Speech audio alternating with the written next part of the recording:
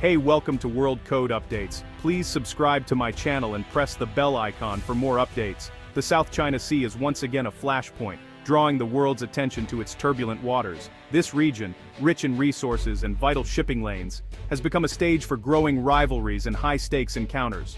Today, November 2nd, 2025, a Philippine supply vessel was aggressively shadowed near a disputed shoal, highlighting the daily risks faced by those navigating these contested waters.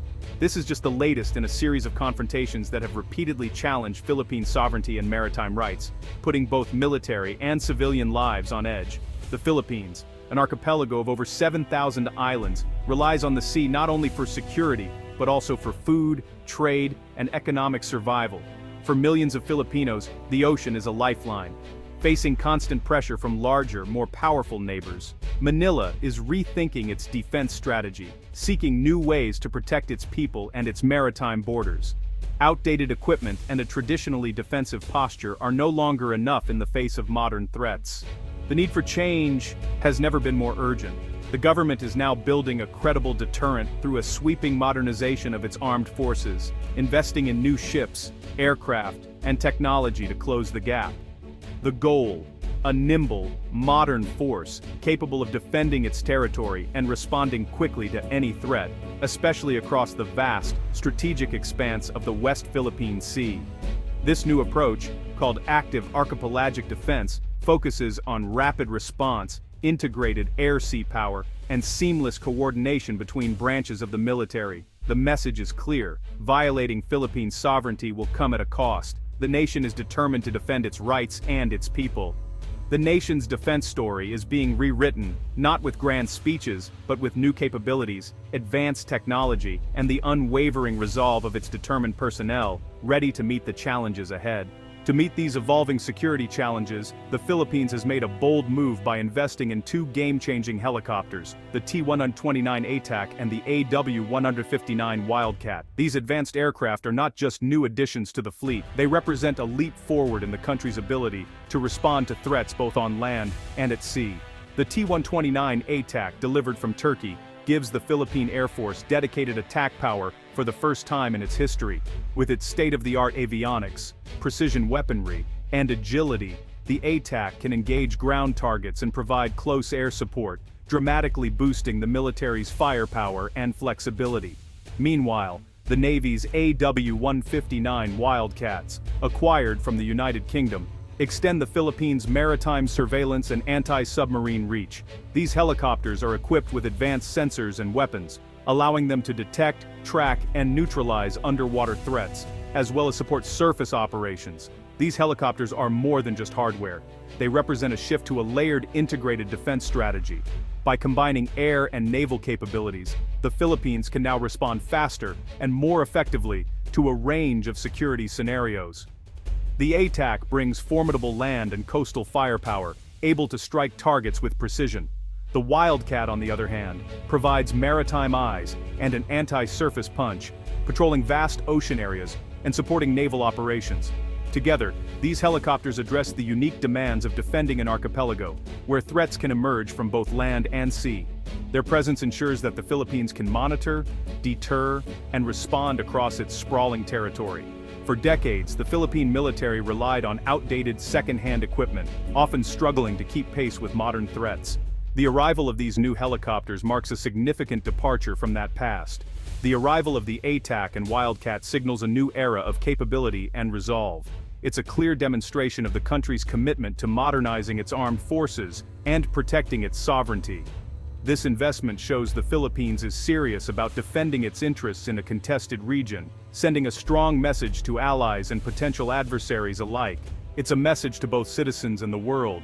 The country is ready to protect its future, standing proud and prepared in the face of any challenge. The T129 ATAK is a true predator in the sky.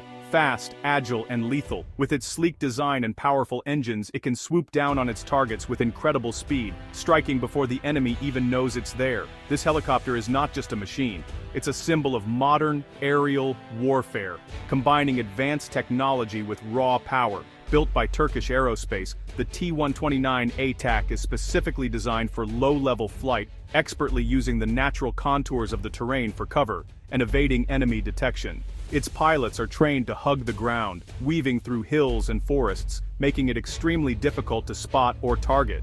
Inside, its advanced targeting systems allow the crew to lock onto threats with pinpoint accuracy. Armed with a 20mm cannon, guided rockets and deadly anti-tank missiles, the ATAK can engage a wide range of targets, from armored vehicles to fortified positions, making it a formidable asset on any battlefield. The ATAK's primary mission is to provide close air support for ground troops, delivering firepower exactly where it's needed. It also plays a crucial role in rapid coastal defense, patrolling the nation's vulnerable shorelines and responding to threats in minutes. In a crisis, the ATAK can be called in to eliminate enemy positions, destroy armored vehicles, and turn the tide of battle. Its ability to strike quickly and with precision makes it a game-changer during intense combat situations. Stationed at forward operating bases across the Philippines, ATAK helicopters are always on alert, ready to launch at a moment's notice. They can quickly respond to attempted landings or incursions on Philippine shores, providing a rapid and powerful deterrent. Their unmatched speed and overwhelming firepower can deter any invading force before a beachhead is even established, protecting the nation's borders from hostile actions. In the past, the military had to rely on older, repurposed aircraft for ground attack missions, machines that were often vulnerable and lacked modern protection or precision. The arrival of the ATAK changes the equation entirely, bringing a new level of precision, survivability, and power to the battlefield.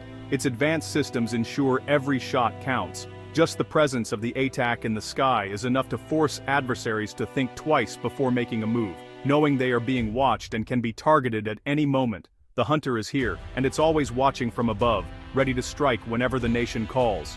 While the ATAK dominates on land, the AW159 Wildcat is the Navy's sentinel at sea. Built in the UK, the Wildcat extends the fleet's reach, operating from frigates and patrol vessels. Its 360-degree radar and electro-optical sensors detect threats above and below the waves.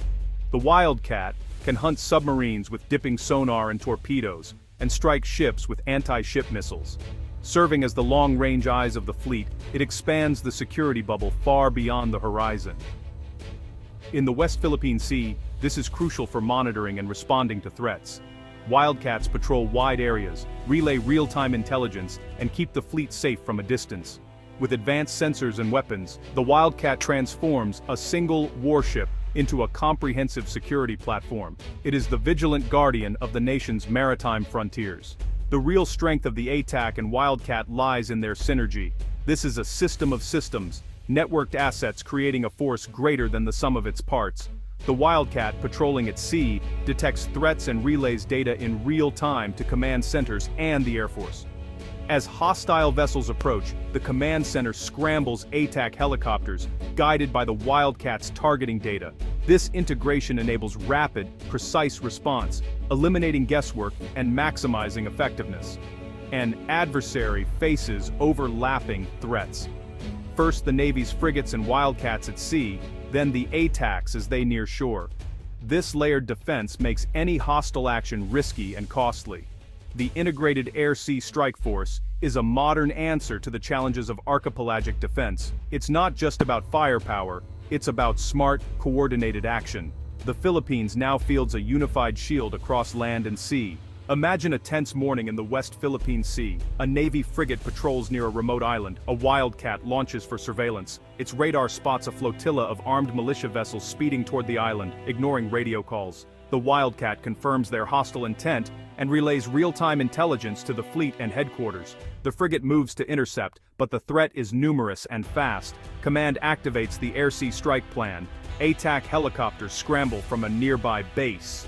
Guided by the Wildcat's updates, the ATAKs fly low and fast to intercept. As the militia closes in, the ATAKs arrive, firing warning shots. If the advance continues, they're authorized to disable engines with rockets and missiles, stopping the flotilla without mass casualties. The invasion is thwarted by swift, precise, integrated action. This is deterrence in action, conflict prevented by credible force. Acquiring advanced helicopters is just the beginning. True power comes from integrating them into a cohesive force. The ATAK and Wildcat come from different countries, with unique parts and systems. Logistics is a challenge. Training is critical. Pilots and crews must master their own aircraft and joint operations. Extensive exercises build trust and coordination between services. Secure, reliable communications are essential for sharing targeting data and command decisions. The Philippines is investing in upgraded command and control networks, but this is an ongoing process. Sustaining these capabilities requires long-term funding for maintenance, fuel, and training. Balancing defense spending with other national needs is a constant challenge. The success of modernization depends on political will and sustained commitment. The Unified Air-Sea Strike Force is about more than tactics, it's about deterrence. By demonstrating credible defense, the Philippines signals its territory is not undefended. The ATAK and Wildcat force complicates any adversary's plans, raising the risks of aggression.